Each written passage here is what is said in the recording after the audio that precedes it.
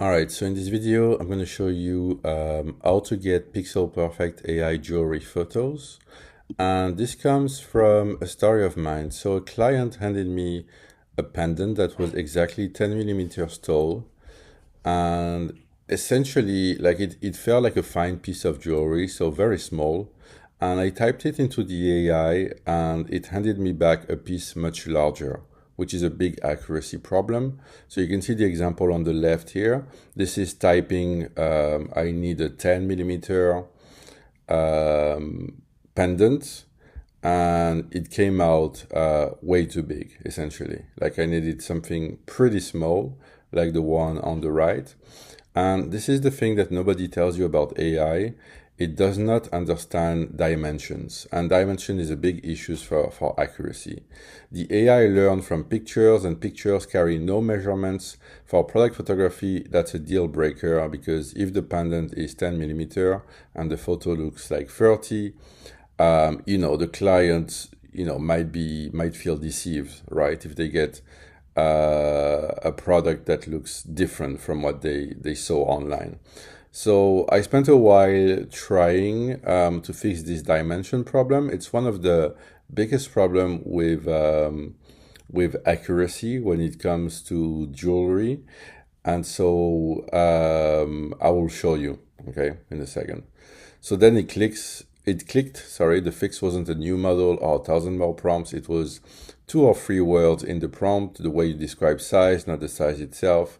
And the moment I changed those words, the pendant finally came out at the 10 millimeters every single time. And that realization is exactly what I'm going to teach you today. So I'm an expert AI product photographer. I focus on accuracy, realism, and branding. I wrote a lot about the topic. I document all my workflows, and I have a free school community and training where I teach and share all that I know. So make sure to join that, link in the description, and like and subscribe. It helps my tiny channel to essentially help more people. So what we're talking about today is product accuracy for jewelry, really. And one of the major aspects of it is dimension controls. There's other aspects to product accuracy, like, is the product the right shape, the right silhouette, are the materials accurate? But I already covered that in another video, and I'll refer you to that just now, okay? So essentially, there's 3 steps to what we want to do. The first step is lock and outpaint, and I did a whole video about this strategy for product accuracy. So we don't generate the image. We lock the product in place, and then we build the world around it. It's what I call the lock and outpaint method. So the product is never redrawn, because if the AI redraws the pendant and changes the angle, then the scale drifts. So if you lock it and outpaint everything else, the pendant holds, dimension control is just a layer you can add on top of that lock. So I have an entire video about lock and outpaint. I'll link it in the description. Okay, so you can check this out and watch this first, because the lock and outpaint method, like, it focuses on the texture, the overall accuracy of your product, but it doesn't solve the dimensions, right? And this is what we're going to talk about specifically in this video, is how we can control and influence dimensions with the AI, okay? So, and then we're going to look at step 2, the 4 layers of dimension control. So once the product is locked using my lock and outpaint method, you control scale through 4 levers, and they stack in order. So first you have the magnitude, okay? And I'll explain that a bit more in the next part of this video.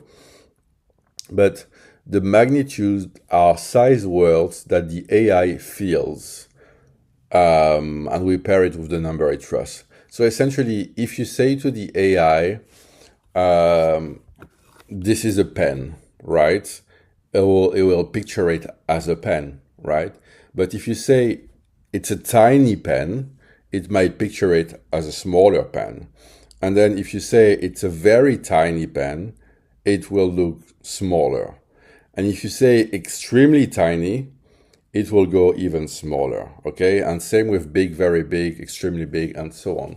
So this is magnitude, like it's using size words to influence the scale of the product. And it's an imperfect method, but we are dealing with an imperfect system. I think I'll explain that later on, but basically AI is trained on tons of images, but it's not trained on dimensions. So it doesn't know if your product is 10 centimeter or 10 inches or 10 millimeter. It has no idea what that means, right? Because in the image data set that is been trained on, there is nothing like dimensions. The second lever we have to influence a dimension of an object is relationship. So we anchor the pendant to an object the AI already knows the size of, okay, like a button, a cup of tea, a plate. Okay, meaning if you say to the AI, my product is the same size as a standard Bic pen, right? So this is I think this is a brand called Bic. BIC, which does like pens, right? Which is popular right here. So if you say my product is the same size as a standard Bic pen, because our standard like Duracell battery, right? That battery, these little batteries, triple A's or double A's, whatever, because it knows the size of these objects, because these are very common objects in the training data. Okay, so we can use relationships to influence the size of a product, right? So again, if I say my product is the same size as this pen to the AI, then it will figure out the size in relation to the pen. And finally, the last lever we have is the word order. So what we do is we basically with AI, the words you put at the beginning of a sentence are the most influential words at the beginning of a prompt, sorry, okay? So if we put the size sentence before, the scene, before the subject, that's the instruction that the AI is gonna weigh the most, okay? So that's a simple trick, very well known, okay? And then step 3 is we're verifying product dimensions, okay? So the last step is to double check accuracy. Because let's say you generate an image and you think it's 10 millimeter or it's 30 millimeter or it's 5 centimeter, whatever size you use, right? You need to verify it's accurate, okay? So you can do a side-by-side image comparison, like if the client or if the owner of the brand provided you with a reference. But what I like to do is also to upload the image to ChatGPT and ask it to, let me change that, it's driving me crazy, and ask it to evaluate the product size, okay? And I'll share the prompt shortly. Why ChatGPT? So I ran some evaluations on which are the best AI model for vision in terms of AI product photography accuracy. And the ChatGPT models generally came on top.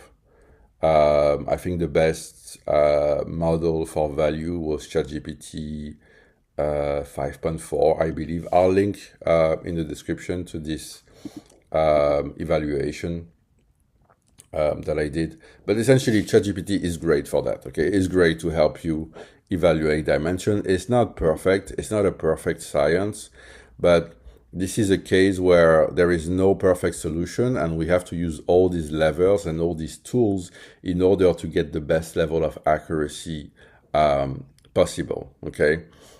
Finally, the last layer is if you use Photoshop or something, then you can, go in and, make things smaller or bigger. But this is beyond this video here. We try to do 95% of the work with AI here. So that's the point. Okay, so let's look at how to do that, okay? So to illustrate that, I have 2 prompts here. I first have the what I call the knife prompt, and this is kind of the regular prompt, okay? So this is what you would do if you don't know how to control dimensions, essentially, okay? So it says studio photography of a woman wearing a gold cross image. Okay, so I fed the AI two images, one image of a woman and one image of the cross. Okay, like a product image of the cross. And then that's it. Okay, so a woman wearing a cross, and then at the end I say the cross is 10 millimeter tall. Okay, so what this does is that because I gave the AI a photo of the cross on its own on a white background, so like a product shot, like a flat lay kind of shot of the cross, is the product accuracy is okay. Like I didn't double check, but I think the cross is. I mean, the cross looks like the cross, okay? But then I say the pendant is 10 millimeter tall. It does nothing for it, okay? Because the reference I'm using for this example here is the button shirt, okay? So you can see the shirt, the button on this shirt. It's average, the average size of a button shirt is 10 millimeter diameter, right? So essentially, I can see that this is not the right size. You know, this might be like 25 or 30 millimeter tall, something like that. Okay. So you can see that essentially saying to the AI, my product is this tall, doesn't make a difference because the AI doesn't really know, doesn't have a reference for dimensions, and it's just going to go with what the average cross looks like, and this can be very frustrating if you're trying to get, if your product is of a specific size, but the AI has a heavy bias towards a set size, then, it will always generate something too big or too small. This is how you control dimensions as an expert. Okay, so we use magnitude, we use relationship anchor, and we put the size first in the wording. Okay, so you can see the first part is critical size. The gold cross pendant image is very tiny. So the first thing is the word order. Okay, so essentially what we do, we mention the size as the first sentence in the prompt because the AI weights words which are earlier in the prompt more, it weights it as more important, essentially. If a word comes earlier in the prompt, it's more important than a word that comes at the end of a prompt. So that's the first lever we use. The second lever we use is the magnitude, very tiny. If you remember the pen example, if I say it's a very tiny pen, it might generate a pen that's like this, right? We still use dimensions, okay? So dimension on its own is not good, okay? But as a combination, dimension and magnitude and anchor and size, it works better, okay? And again, I did some evaluations on these. So essentially, I tried on like dozens of sorry, excuse me. I tried on dozens of images, like having just the dimension, having the dimension and the magnitude, having the magnitude and the anchor, but not the dimension. So I tried all variations, and this is what it comes down to. So that's why we still have the dimensions here, okay? This is how we get the best results. And then we have the relationship anchor, the same size as a shirt button, okay? So this is how we influence the prompt to influence the size, the dimensions of a product, okay? So again, this video is really just about the dimensions. Watch my other video on lock and outpaint in the description for the rest of the product accuracy. But this is very essential. Sometimes with some products, the AI will have a bias and will always create big versions of your product or small versions, and you need to influence the size, and this is how you do it. So again, it's not perfect. Sometimes you'll have to play with words. Here it's very tiny. If I put just tiny, it will be something else. If I put extremely tiny, it will be something else. If I put insanely tiny, it will be something else again. So you need to play with it, and then you need to judge the size, okay?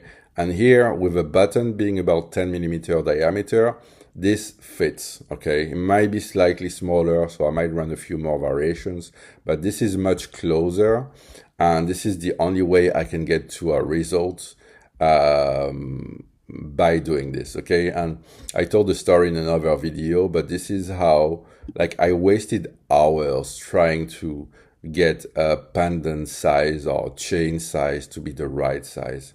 So I can say I spent probably about 100 hours on just trying to get the size right, and this is how I figured this out eventually, because I had to, because otherwise you go crazy. So essentially, like, this is a job, like working with dimensions, that could take you like 10 hours, and using this strategy, you can do the same in like 30 minutes. Okay, so it does help a lot. All right. And I'll put all these prompts, by the way, below.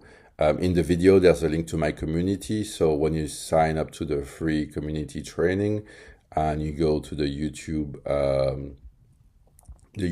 tab, essentially the YouTube training within my community, you'll get access to all these prompts below. Okay, so now let's go over these a bit more, okay, just to reinforce what we just say. So first we have magnitude. So magnitude is the size language the AI actually speaks. The model learned everything from pictures, and no picture ever came with a measurement attached, so it has no idea what 10 millimeter means. What it does understand is intensity worlds, because it has seen millions of images, captioned small, tiny, huge, massive, these kind of worlds, right? So instead of trusting the number, you steer it with worlds like very tiny, extremely small, or very big, and you escalate until the size looks right. Small gives you one size, very small, a smaller one, very tiny, smaller again. Keep the real number in the prompt next to the word, since the number keeps the truth for you and the client, but the magnitude is the word that moves the AI in terms of dimensions. Next, relationship. Relationship is how you give the AI a ruler it can actually see. Okay, that's the best way to put it. The problem with your product is that the AI has never seen it, but it has seen millions of shirt buttons of plates. Like for one client, they had these ceiling lamps, and so I used a plate, like a standard plate size, which I think is 20 or 30 centimeter in diameter, as a reference, as a relationship anchor. And cups of tea, and it knows their sizes code. So you anchor your product to one of those common objects. The pendant is the same size as a shirt button. The vase is no taller than the wine bottle. The candle is shorter than the matchbox is long. You can even place the anchor object in the scene to force the ratio, then remove it in editing once the size is right, okay? So let me show you an example of this. So here for this image, where this is one of the evaluations I did for dimensions. So like, you could put the matches, you can say like this should be the same, as tall as the matchbox is long, right? This is what I did here. But then what you can do in post editing is remove the matchbox. Like, you don't, with the relationship anchors, you can place them in the prompt, and then you do an image edit and you say remove the matchbox, so you only keep the candle, right? So the relationship anchors don't have to be anchors that stay there forever. They're just here to guide the AI in the first step of generation. So one rule, use a single clean object, not a hand and not a pile of things, because one clear ruler beats 3 vague ones. And then word order. Word order is the cheapest win of the 3. The AI listens hardest at the very start of your prompt, so the same size instruction can land or get ignored depending on where you put it. In my testing, an identical size close was about 3 times more accurate at the start of a prompt than buried in the middle, because a critical instruction sitting inside the scene description gets diluted by everything around it. So the rule is simple: size first, then the scene. Open the prompt with your size close, the magnitude word, the real number, and the relationship anchor, and only then describe the rest of the scene, right? So this is what we did here. Okay, so word order really matters. Then magnitude, keep the dimensions, and relationship anchor if you have to. Okay, so these are the 3 best leverage to include inside your prompt. Okay, I have another example here.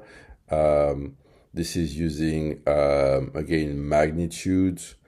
So the candle is very small. Okay, that's magnitude.